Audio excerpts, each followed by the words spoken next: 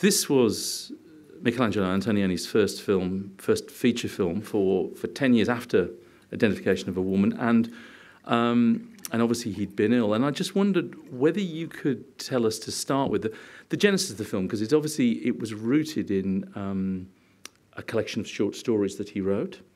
And so, how long was it? I mean, was it a really long process trying to put the film together? Had he started thinking about this since after Identification of a Woman? How did it come about, the film? It's a long story. How many minutes? we got loads of time. Okay, so I can tell you that it took me 10 years to find a producer. Wow. To produce this film, because Michelangelo suffered a stroke in '85. So he couldn't speak. He actually could say few words. And to be able to speak with him, it was completely through intuition. So, of course, for me, it was easier because I knew him quite well. So I could understand him through, for example, the movement of his knees. You know? So he didn't write things down? No, right? No, he couldn't write because the language didn't have any significance. Like Michelangelo, you want blue pants, but blue didn't mean anything. But if you showed him the blue pants, he would say, yeah. Right, okay. But the thought was there, of course. He couldn't express. So it was quite difficult to understand if Michelangelo was in the condition to direct a film, to give instructions to the crew, to the actors, and to find a producer that would be brave and courageous enough to produce a film of Antonioni. But we found him. Actually, he's a great man, quite crazy. He, at that time when we met him in Taormina because he came to meet Michelangelo, to propose to Michelangelo a role as an actor in a film of Alain Robbe-Grillet. Oh, right. And Michelangelo was a very good friend of Alain, and he would admire Alain very much. And he had to play the role of a man that couldn't speak. And in the story, you don't know why he couldn't speak. Maybe he didn't want, or he couldn't actually speak. So Michelangelo accepted, and for me, it was really shocking. Because he never wanted to be on the other side of the camera. Right. But because of the admiration of Alain Robbe-Grillet, he said yes. But the film was never produced. Ah, right, I see. But the producer said, I'd like to produce a film of Antonioni. And I said, great. So I said, well, Michelangelo, what would you like to do? And he took his notes, his short notes, because he would always actually walk, when he was in London for Blow Up, he stayed in London for 1 year, yeah. to understand London, to see all the artists, all the photographers. And he had little notebooks, and he would take very short notes, like the haiku. You know, the 17 syllables. Yeah, old Japanese poems, yeah. Right. Yep. And they are fantastic because they are so powerful, really powerful. So this is like John Malkovich in the film. Exactly. Yeah, it's very autobiographic, the film, because with Wim Wenders, then, that wrote the screenplay together with Tonino Guerra and Michelangelo, they all came to our place in the country, and we stayed several months, because they would write. But before that, we actually wanted to make a film with the haiku, so those flashes, you know, and the film should have called Haiku or Meditations. Right. And we were all enthusiastic, and Michelangelo, like this. Less enthusiastic. Oh, yeah, for sure.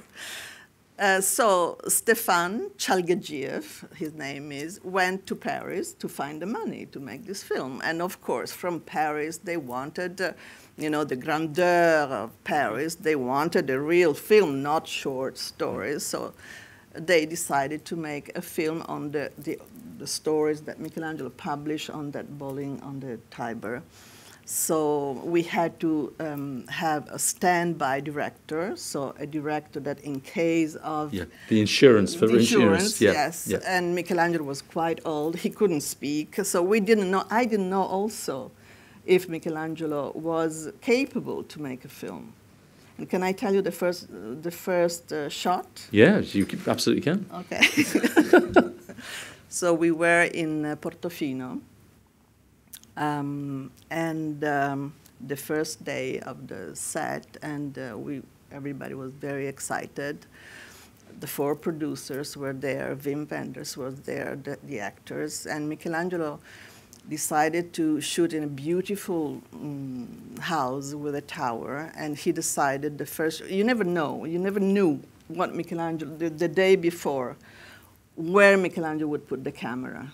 Because this was the law for Michelangelo, because he wanted to be on the set fresh.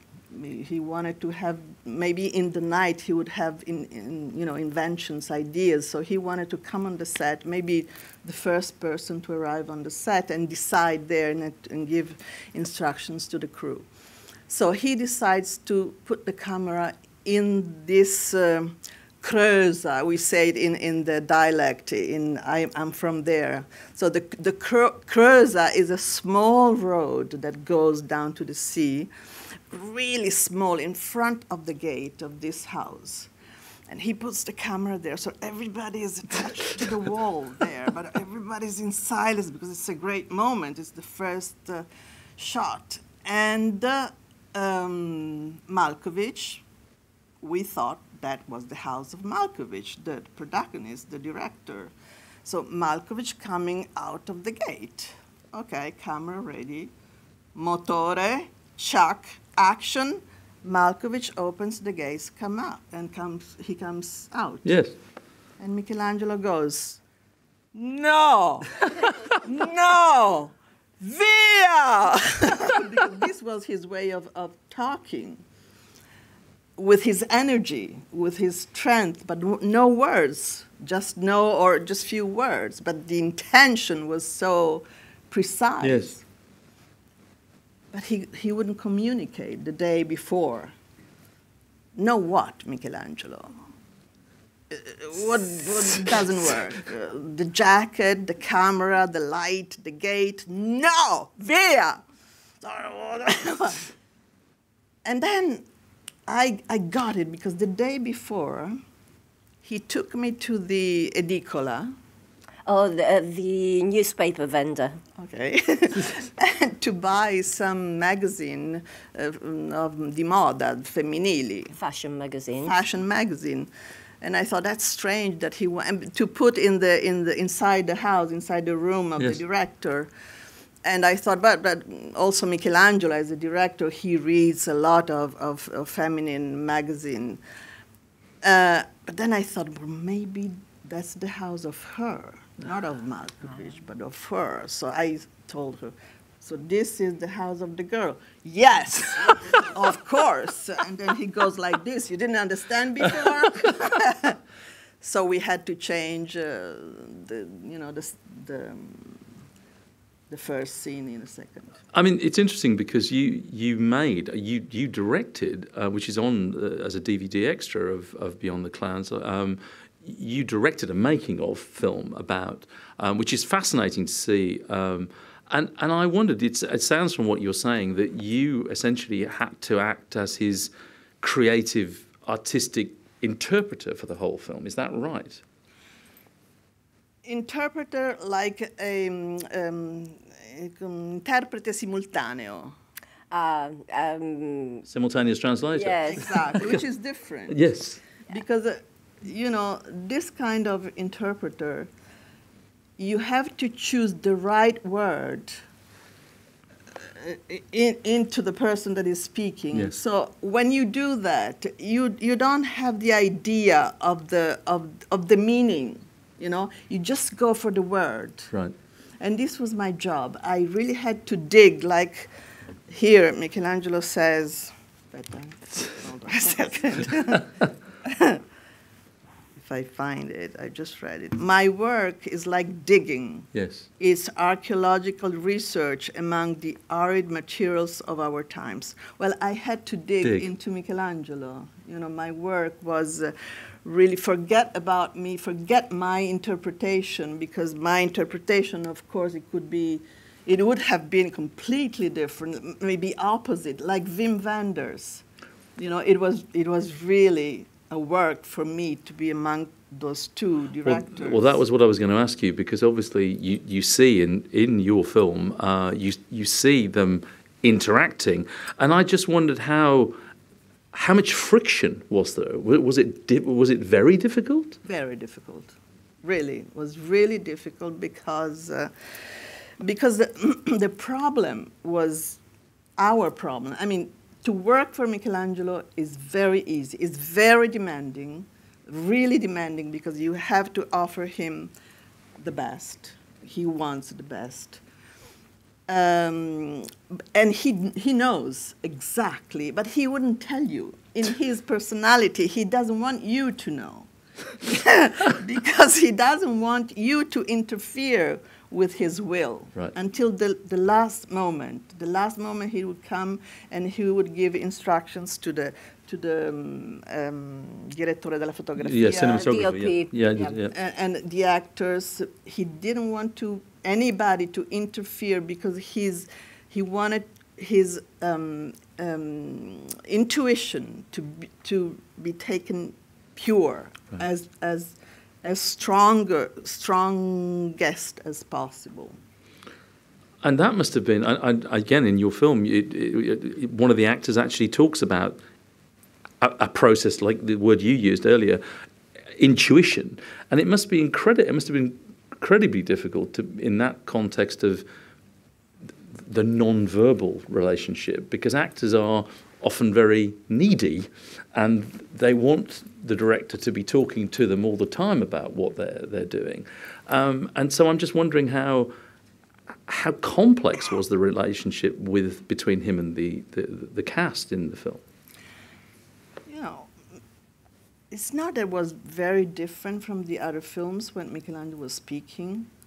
Like, for example, if you would speak with Jean Reno, she was mad with Michelangelo.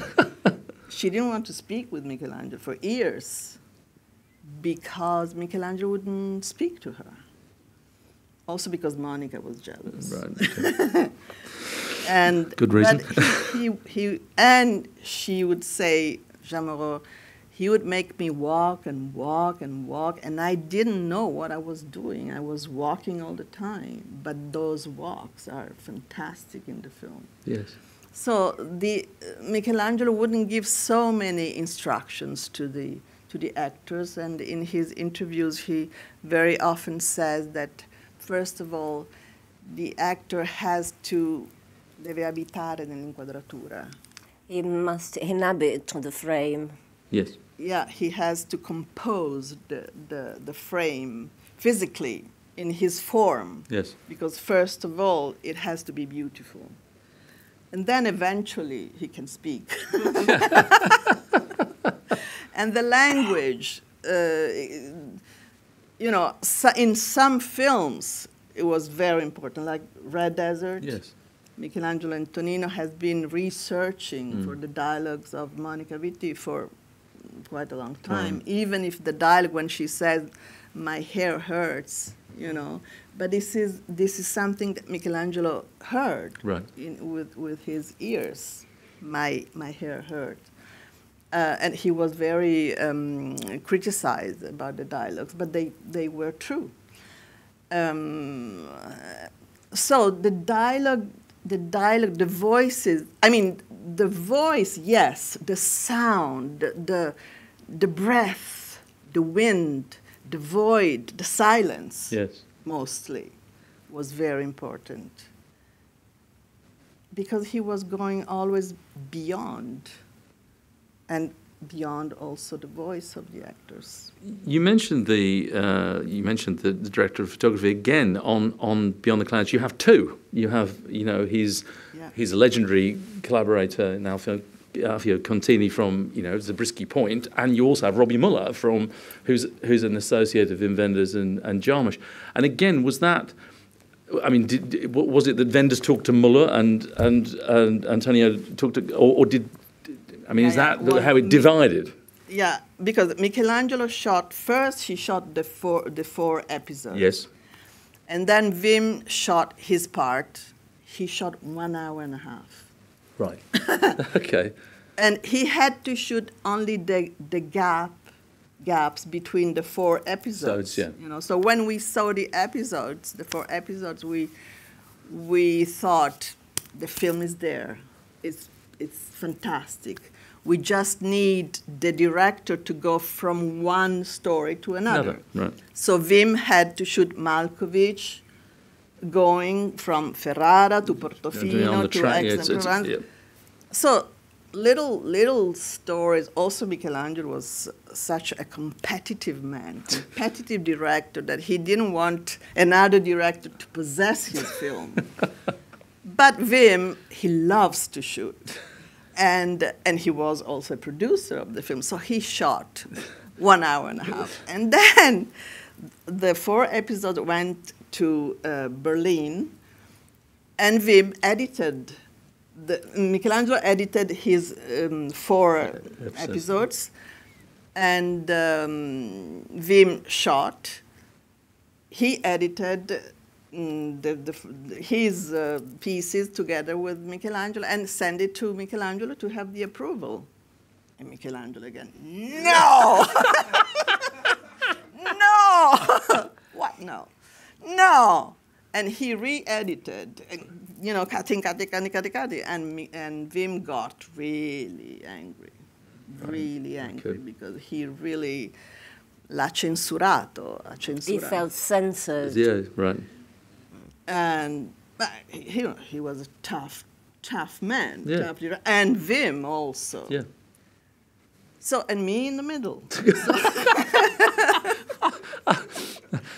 So in fact, all these letters that I had to write to Wim are quite interesting, because Wim was really fantastic on the set of Michelangelo. He was the best.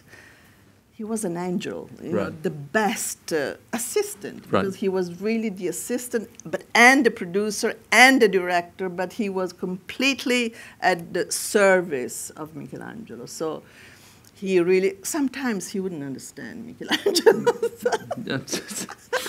So I had to explain, like, for example, Wim loves to move the camera, when he moves the camera in Ferrara, for example, yes. In front of Palazzo dei Diamanti, the camera goes in the sky and comes down. Michelangelo, short movements, like this, like in small places. And Wim would tell me, well, Enrica, you have to tell Michelangelo he cannot shoot here. And I would say, well, you tell him. You have to tell Michelangelo that the fog is going away soon. He has to hurry up. You tell him. No, so and he was so happy to see how Michelangelo would work. Also, Michelangelo had a technique that was completely different from the one of Wim. Michelangelo would use always 2 cameras. Right. Which is very difficult, because usually you use 1 camera, you prepare the light, yes, you prepare absolutely. The actors, you prepare the scene for 1 camera, and then you repeat the scene for the other camera because you adjust the light. No, Michelangelo, 1 camera and another one, usually high. That's the position, the favorita. Preferred. His favorite, yeah. Position, the position of the testimony, the camera that has no sentiments. Because usually the camera that is here, it has a sentiment. It has the sentiment of the first actor or the other actor, but this camera doesn't, just looks. It looks. It's the witness. It's a witness. And Wim couldn't really, he never saw that in his right. life. And he said it's so interesting to see how he works. I'm going to open it to the audience in a second, but I wanted to ask you, because you know, when I talked about Malkovich and the Notebooks, and you said it is very autobiographical, and I wanted to ask you a little bit more about that, because obviously, a major location of the film, particularly in the first part, is Ferrara, his hometown, and so I just wondered if you could expand a bit more about how much this was, in some sense, without being terribly obvious about it, how much this was a personal film for him in terms of it drawing on his life, in drawing on all the themes of his work. Thank you for asking me this, because this was a very was the weak part of the film, because Michelangelo didn't want to shoot in Ferrara. He didn't. Right. He didn't choose that story. It was Wim insisting so much, and Michelangelo would say, "No, I'm not going to shoot in Ferrara." He really didn't want, because Ferrara meant so much for him. Right. All his story, and it's so autobiographic, and he always refused to do it. He did, of course. Yes. Make films that are autobiographic, but it was difficult for him. He always said, "I get so bored to speak about me. I don't want to speak about me." So going back to Ferrara was really painful, and he couldn't actually finish. He could never finish that sequence, right, in Ferrara, because he was never happy. Right. Because he wanted more. He wanted more and more. And at one point, we had to leave and go to on the other set that was Aix-en-Provence. So he was happy in Portofino. Then we moved in Ferrara, and he was suffering, and we were suffering also in Ferrara. And Wim was happy, because Wim loved the fog. And then finally, we had to say no. I mean, we had quite a long time, the 12 weeks, which is a long time. Now it's crazy to think about 12 weeks. Yeah, 12 weeks. It is. So we moved to Aix-en-Provence, and I presume that I mean, apart from the creative considerations, I presume the shift from Italy to France was that also to do with financing, that the backers wanted it to be part of it? Absolutely, because the episode of Aix-en-Provence, Michelangelo wanted to shoot it in Assisi. First, when he was writing the script, because it's a full screenplay, Patire o Morire is called. He wanted to shoot in Rome, and I actually did all the locations in Rome. So I saw this film with Michelangelo. I saw it. I saw so many films that he didn't shoot. I saw them because I was with him. Yes. On locations and casting and preparing fantastic films that I have in my. So the girl was supposed to go to the Christmas mass in that church, San Pietro in Vic. So imagine the mosaic witnessing her becoming a nun. And then he decided for Beyond the Clouds to shoot it in Assisi. So we did all the locations in Assisi, which was also very beautiful. But then the producer said, we have to shoot in France. Otherwise, we don't have the money. So we went to Aix-en-Provence, and he said, okay.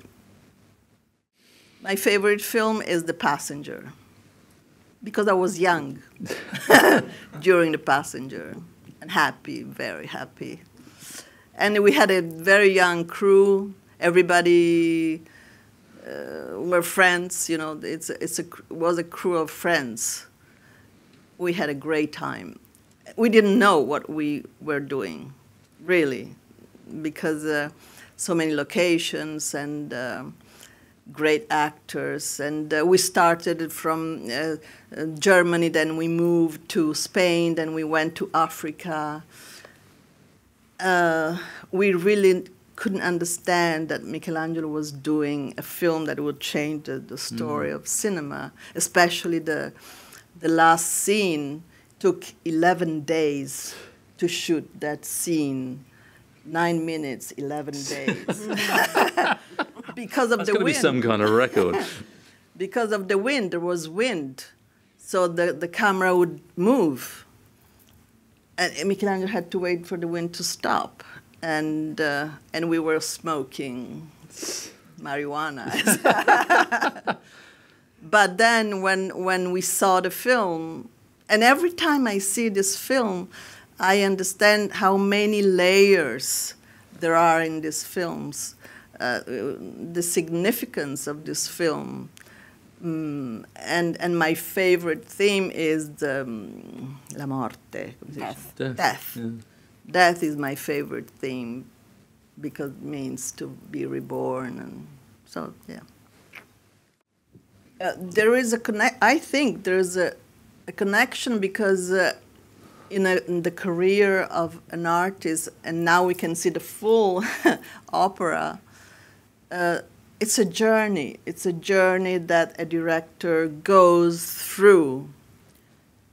It's the unfolding of an understanding of life, of himself, of women, of the love. Michelangelo always had the question, what is love? Until the very end, until the last day of his life.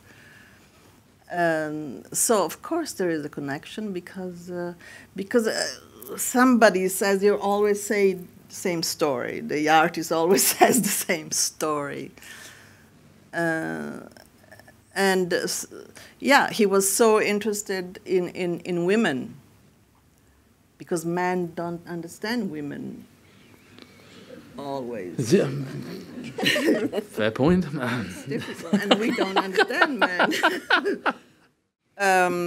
Because there was a list of directors for the standby director, but Wenders was the first name because he was such an admirer of Michelangelo, and because he immediately said yes.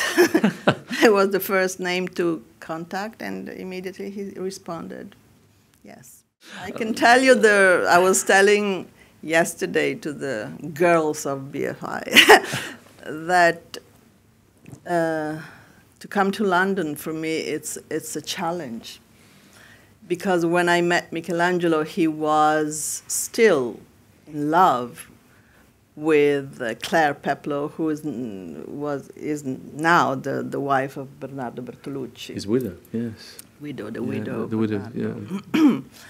And he met Claire during Blow Up. And Claire is completely different from me. And Michelangelo was in love with her. So when I arrived in front of him, I had to confront myself with that British beauty, that British mind that I don't have. I'm completely different.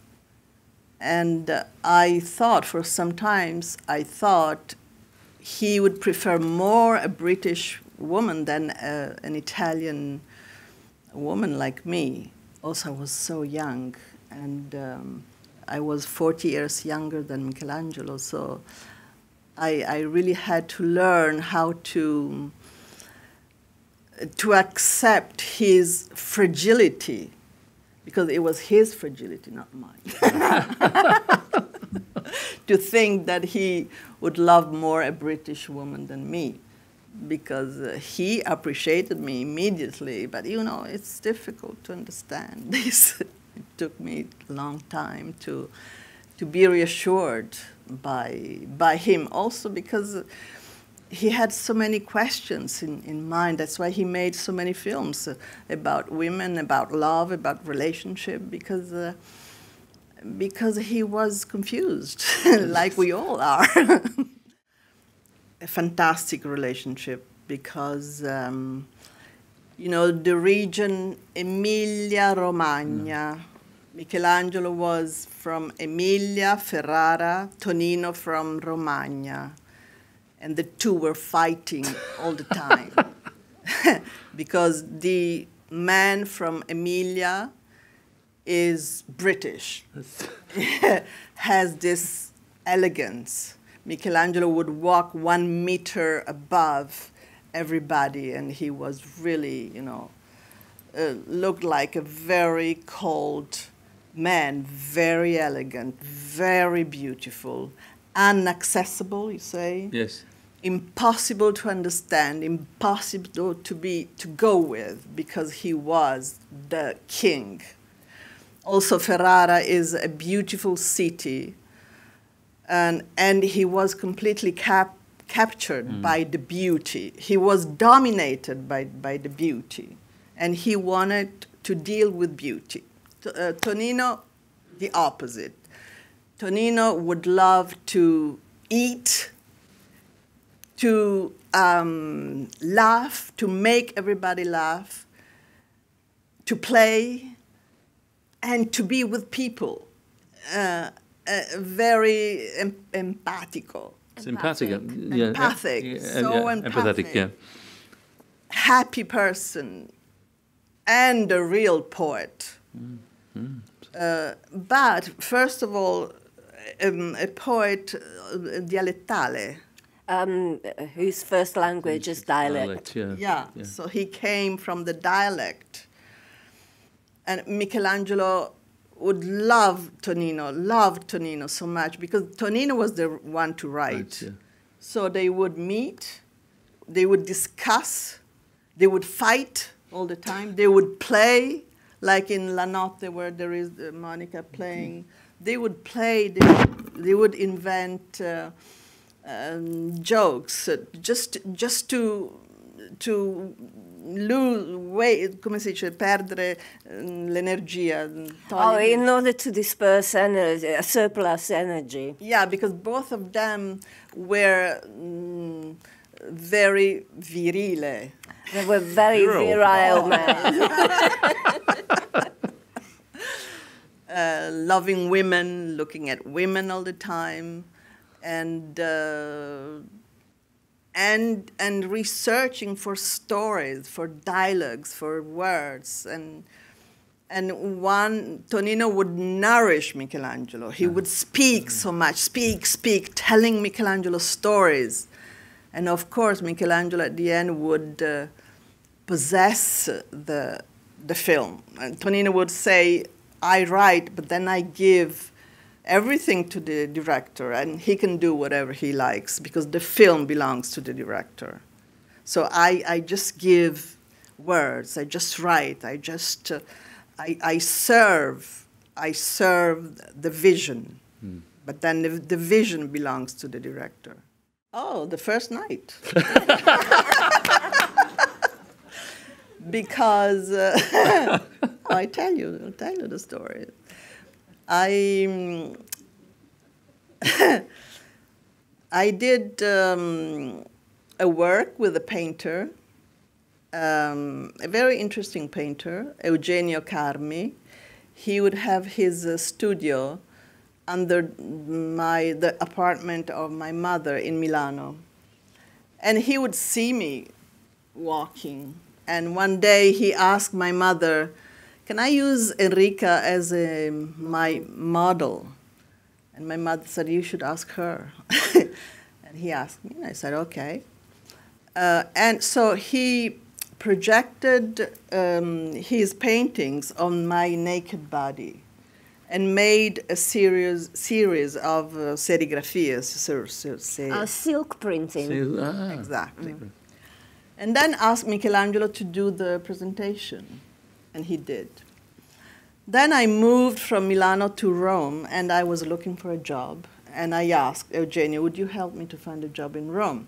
And he said, "Well, the only person I know in Rome is Michelangelo." And I said, "Well, for me, it's okay to meet Michelangelo." And I had seen Blow Up and Zabriskie Point. So when is this? Is 1971, 72. 72. And so he called Michelangelo. He said, "I want to introduce you that girl. You know, you remember that body?" And he said, "Yeah, please." And so we made an appointment, and we met. And he said, "What do you know? What do you do? Do you know something?" And I said, "No, I know nothing. I don't know how to make movies. I really don't know, but I'm very good in the relationship with colors, because I had done the art school." And she said, "That's interesting, because I'm going to do a film, to make a film which is called The Color of Sentiments," that he never did. Yeah, right. And he said, "Well, you could come and work with the costumes, and I'll call you." And he called me. He called me, and he invited me for dinner. And so that's the story, that he invited me that evening. He told me everything about his experience during Zabriskie Point in America, in the desert, with the Indians, with Castaneda, with the Pink Floyds, at the university. And funny enough, even if it was 40 years difference, we had the same experience, because he had it in Los Angeles, I had it in Milano, exactly the same. Castaneda, the Pink Floyd, the fight in the university. And he said, "You are the person I should have met." And I said, "Why?" "Because you know how to listen." So. And that was the beginning of a very long relationship. 36 years. 36 years. Yeah. I always listened. Even when he was not talking, I could listen to him. Well, it sounds to me that if you hadn't have been listening, I don't think we would have had Beyond the Clouds. Yeah. Ladies and gentlemen, I think that's a very good way to stop. Thank you so much, Enrica Antonioni.